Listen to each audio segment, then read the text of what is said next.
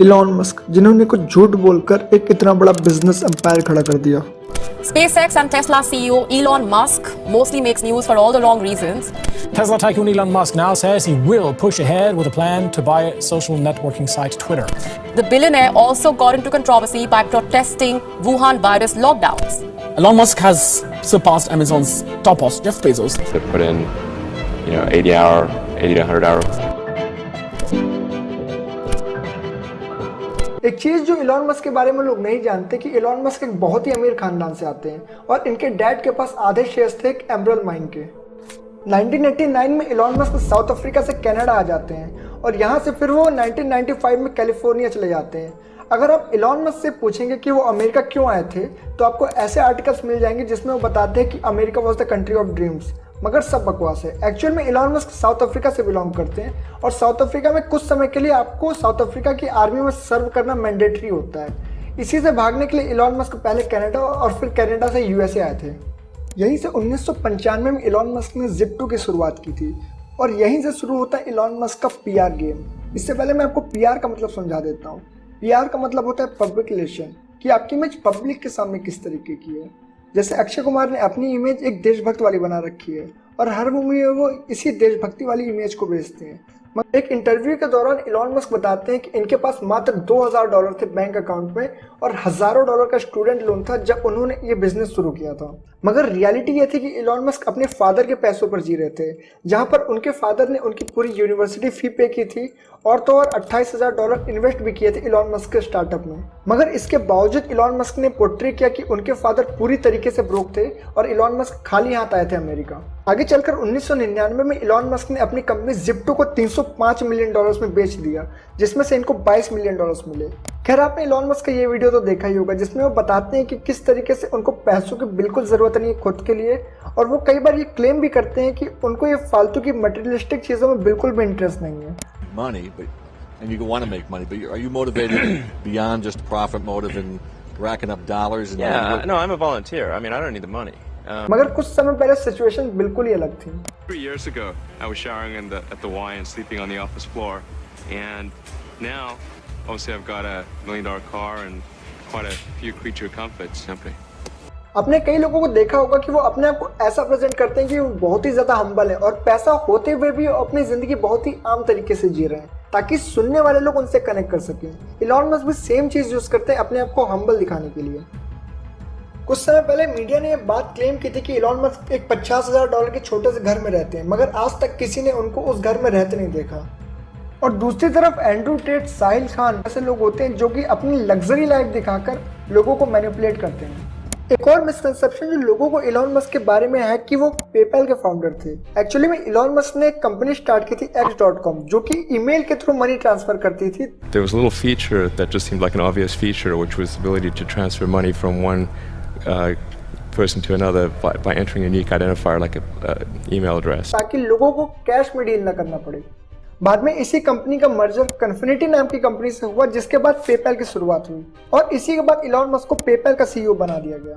और जब Elon Musk PayPal के सीईओ थे तब भी उनको रेवेन्यू जनरेट करने में बहुत दिक्कतें आ रही थी। और आपने इलॉन मस्क की ये बातें तो सुनी होंगी जिसमें वो बताते हैं कि किस तरीके से वो ह्यूमैनिटी के लिए जिंदा रहना चाहते हैं।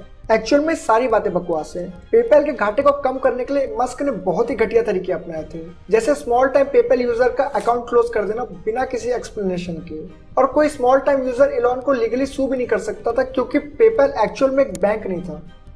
और अगेन इन सारी हरकतों के बाद इलॉन को सीईओ की पोस्ट से निकाल दिया गया। बट इस बार जब ईबे ने पेपैल को खरीदा तो इलॉन मस्क $165 मिलियन लेके बाहर निकले। मगर 2004 में जब बहुत कन्विंस करने के बाद इलॉन मस्क ने $6 मिलियन टेस्ला में इन्वेस्ट किए, तब वहां से शुरू हुआ इलॉन मस्क का actual manipulation game. The market value of Tesla, the manufacturer of high-end electric cars, has actually surpassed that of Ford and General Motors. The electric vehicle maker stock speeding this year. Musk's wealth skyrocketing thanks to a surge in Tesla shares, making him wealthier than Warren Buffett. This summer, Tesla became the most valuable auto company in the world. It's just become one of the most controversial names and one of the most watched names out there. हाँ, Elon Musk ने $6 million Tesla में invest किए थे, ना कि Tesla को को-फाउंड किया था। एक्चुअल में टेस्ला को को-फाउंड किया था मार्टिन और जेबी स्ट्रॉबल ने। मगर आप गूगल सर्च करेंगे तो आपके सामने इलॉन मस्क का नाम भी आएगा। इसके पीछे एक्चुअल में कहानी है। हुआ क्या था, इनिशियली जो आर्टिकल टेस्ला से रिलेटेड छपते थे उसमें मार्टिन का नाम सबसे सामने आता था, और आना भी चाहिए था क्योंकि ही वॉज द गाय जिसने इनिशियली टेस्ला को शुरुआत से बिल्ड किया था, और इलॉन मस्क एक बोरिंग इन्वेस्टर से ज्यादा कुछ भी नहीं थे। ऐसे ही जब एक बार न्यूयॉर्क टाइम्स ने टेस्ला से रिलेटेड एक आर्टिकल पब्लिश किया था जिसमें इलॉन मस्क का नाम भी नहीं था, तुरंत इलॉन मस्क ने फाउंडर्स को कॉल किया और कहा कि अगर अगली बार इलॉन मस्क का नाम फ्रंट पेज पे नहीं आया तो फंडिंग वापस खींच लेंगे। बाद में टेस्ला के को-फाउंडर्स ने जाकर बताया कि हमारे बीच कई बार टेक्निकल डिसएग्रीमेंट्स हुई थी, जो कि समझ भी आता है, मगर पहली बार ऐसा हो रहा था कि हमारे बीच डिसएग्रीमेंट का एक इमोशनल रीजन था। इसके अलावा इलॉन मस्क कंपनी के सीईओ ना होते हुए भी कई बार ऑफिस आकर चेंजेस डिमांड करते थे, जिस वजह से कंपनी की ग्रोथ रुक चुकी थी, और इसी रुकी हुई ग्रोथ का फायदा उठाते हुए 2007 में इलॉन मस्क ने बोर्ड मेंबर्स को अपने साथ लिया और दोनों ही को-फाउंडर्स और सीईओज को कंपनी से निकाल दिया बिना किसी एक्सप्लेनेशन के। और कई बार कोर्ट में केस लड़ने के बाद इलॉन मस्क ने केस को आउट ऑफ कोर्ट सेटल कर दिया, और अब जब दोनों को-फाउंडर्स को कंपनी से निकाल दिया गया था तो इलॉन मस्क अपने आप को लीगली टेस्ला का को-फाउंडर बुला सकते थे। No. Is there anything you can say about why you left? No. I was voted off the island, and in a rather rude way, and it wound up with some lawsuits and some settlements, and it's history now. Yeah, so I can't say a lot about it. और यही reason है कि आज के दिन जब आप Google search करते हैं तो को-फाउंडर की लिस्ट में इलॉन मस्क का नाम भी आता है। और कई एक्सपर्ट्स का तो ये भी कहना है कि दुनिया का सबसे आसान काम है कुछ टैलेंटेड इंजीनियर्स को लेकर एक कार डिजाइन करना, मगर दुनिया का सबसे मुश्किल काम है उस कार को प्रॉफिटेबली मैन्युफैक्चर करके लोगों तक सप्लाई करना। I mean, the easiest thing in the world is to get a bunch of smart engineers to design a really cool car. The hardest thing in the world is to build hundreds of thousands of them profitably, and distribute them profitably and service them profitably and adequately. That's sort of the moat that these other car companies have. I mean, Porsche is coming out with a tremendous electric car in a few months. Audi has a whole series of electric cars coming out. The first one is out already. Even Jaguar in your home country has a terrific electric car out in the I-Pace, and the next XJ sedan is going to be electric. और यहीं पर Elon Musk की PR काम आती है। उन्होंने media का use करते हुए लोगों को अपने प्रोडक्ट्स में यकीन दिलाया और खुद को इलेक्ट्रिक कार इनोवेशन के फोरफ्रंट्स में बताया, जिस वजह से एक ऐसी कार कंपनी जिसने मात्र 10 लाख कार्स बेची थी 2022 में, उसकी वैल्यूएशन एक टाइम पर $1 ट्रिलियन को पार कर चुकी थी। And Tesla has $10-11 billion of debt. Tens of billions of purchase obligations to Panasonic and all kinds of other liabilities out there. There's the wild card of Elon Musk. The man is a pathological liar. He cannot deny having committed securities fraud here in the U.S. with that false buyout.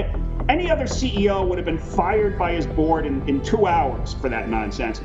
Tesla is a completely dysfunctional organization. इन्होंने हर एक interview में अपनी कहानी बेची कि किस तरीके से वो 18 घंटे काम करते थे। They put in, 80 to 100 hour weeks. और कैसे अपने जीनियस इनोवेशन की मदद से एक इतनी बड़ी कार कंपनी बिल्ड कर दी। और मस्क की कार कंपनी जो थोड़ा बहुत प्रॉफिट जनरेट कर रही थी वो भी गवर्नमेंट सब्सिडीज की वजह से, और सब्सिडीज लेते समय तो इलॉन मस्क को कोई दिक्कत नहीं होती, मगर जैसे कोविड से परेशान लोगों को सब्सिडीज देने की बारी आती है तो मस्क का मानना है कि ऐसा बिल्कुल भी नहीं करना चाहिए। और तो और इसके अलावा कनाडा और जर्मनी ने इलॉन मस्क को सू भी किया है सब्सिडी फ्रॉड्स को लेकर, जबकि 18 घंटे काम कर पाना लगभग इम्पॉसिबल है। और इसी वजह से लोगों में ऐसी फीलिंग्स आ गई कि if you are buying Tesla then you are changing the world. और तो और 2013 में इलॉन मस्क ने अपने इन्वेस्टर्स को प्रॉमिस किया था कि 2014 तक वो टेस्ला मॉडल एक्स की प्रोडक्शन शुरू कर देंगे, बट ऐसा कुछ भी नहीं हुआ, जिस वजह से इन्वेस्टर्स को बहुत ज्यादा लॉस उठाना पड़ा। If you look at some of the things that Musk has promised over the years, in 2013 he said they were going to be producing the Model X by 2014. We look back 2015, 16, 17, 18. Each one of those years they put out releases saying they're going to ramp their Gigafactory. They're going to break ground on the Gigafactory in China. Still hasn't happened. They said they were going to do 100,000 to 200,000 Model 3 degrees in the back half of 17. They did less than 2,000.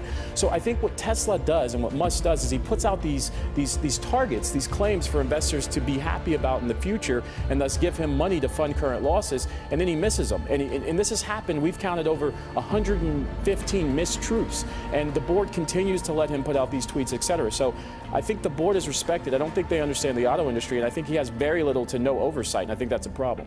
मगर ये सारी चीजें लोगों के सामने क्यों नहीं आती? क्योंकि Elon Musk is actually smart. Musk को अच्छी तरीके से पता है कि इस सो कॉल्ड डिप्रेस्ड, एंजाइटी और अटेंशन सीकिंग यूथ को क्या सुनने में मजा आता है। आज के दिन एक बंदे की लाइफ कैसी हो गई है? सुबह उठना, पॉर्न देखना, देन रील्स स्क्रॉल करना, और रील्स स्क्रॉल करते करते दिन के आखिर में इलॉन मस्क या और कोई सो कॉल्ड हसलर की एक क्लिप सामने आ जाती है, जिससे मोटिवेट होके वो जो थोड़ी बहुत शर्म दिन के आखिर में बची थी वो भी कवर हो जाती है, और अगले दिन सुबह उठ के फिर वही सेम रूटीन चालू हो जाता है। और उस बंदे की लाइफ एक्चुअल में कभी चेंज नहीं होती, मगर उसको हर रोज वो फीलिंग आती है कि उसकी लाइफ चेंज हो रही है या चेंज होने वाली है। यही रीजन है कि इलॉन मस्क ये सारे मीम शेयर करते हैं, इन सारे टीवी शोज और पॉडकास्ट में जाते हैं, और यही रीजन है कि इलॉन मस्क वो सारी चीजें ट्वीट करते हैं जो लोगों को सुनने में मजा आता है। और यही रीजन है कि लोगों को लगता है कि स्पेसएक्स मार्स पे इंसानियत को बसाना चाहती है, मगर आज तक स्पेसएक्स ने स्टारलिंक के थ्रू इंटरनेट पहुंचाने और बाकी सैटेलाइट्स को डिस्ट्रॉय करने के अलावा कुछ नहीं किया। और पॉसिबिलिटी है कि फ्यूचर में स्पेसएक्स लोगों को सस्ते में मार्स पर ले भी जाए, मगर वो इंसानियत की भलाई के लिए नहीं बल्कि खुद की ग्रीड के लिए होगा। पैसा कमाना कोई बुरी बात नहीं है, मगर टेस्ला, स्पेसएक्स और इलॉन मस्क लोगों को एक ही चीज बेचते हैं, और वो है कहानियां। और इसी वजह से न्यूरालिंक पर कोई आउटरीच नहीं करता, क्योंकि कभी लोगों को पता ही नहीं चला कि न्यूरालिंक करता क्या है। और वही लोग जो न्यूरालिंक का विरोध करते हैं जो कि उस पर काम कर रहे हैं। यही रीजन है कि 9 में से 5 को फाउंडर्स ने न्यूरालिंक को छोड़ दिया है।